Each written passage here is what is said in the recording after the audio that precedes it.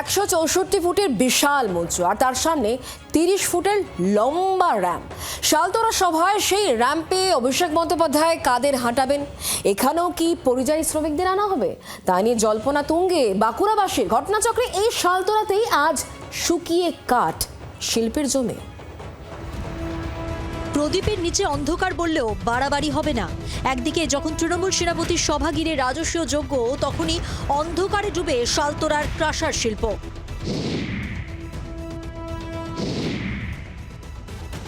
শনিবার বাঁকুড়ায় ভোট প্রচারে যাবেন তৃণমূলের second in command Abhishek Bandyopadhyay. শালতোরার নেতাজি সেন্টেনারি কলেজ মাঠে তার সভা করার কথা। সভার জন্য যে মঞ্চ তৈরি হচ্ছে তা কার্যত বাঁকুড়ার মাটিতে নজিরবিহীন। গোটা মাঠের এক প্রান্ত জুড়ে 164 ফুটের বিশাল মঞ্চ।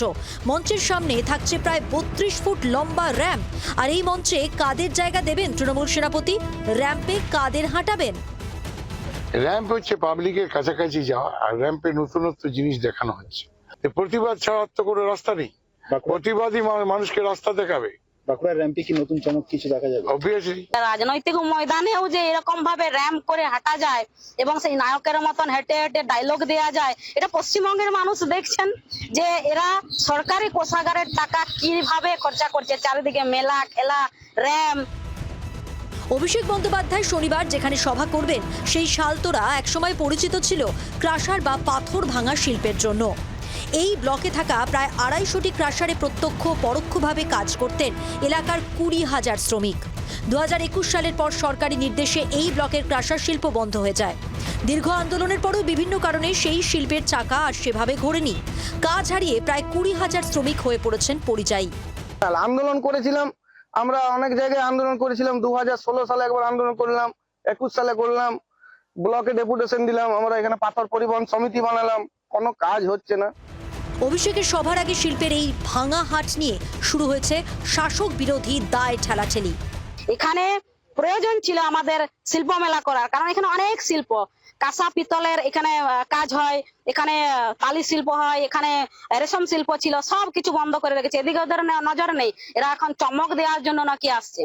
এরা আটকে যাচ্ছে, মহিলারা গ্রামে গ্রামে যাচ্ছে পাঁচালি পড়তে, আতঙ্ক দেখছে এরা। এরা তো করেনি কিছু মানুষের জন্য। কেন মানে বন্ধ রাখতে হলো? আরে ভাই, জায়গায় চাই, নিজের জায়গায় করতে হবে, ডিটোনেটর ফাটাতে হবে। সরকারি অনেক নিয়ম কানুন আছে, যে কেউ তো পারে না, এজেন্সিগুলো করতে হবে, যারা লাইসেন্স পাবে তারা করবে। 4টা কোম্পানি অলরেডি নেমেছে, আরো কোম্পানি নামবে।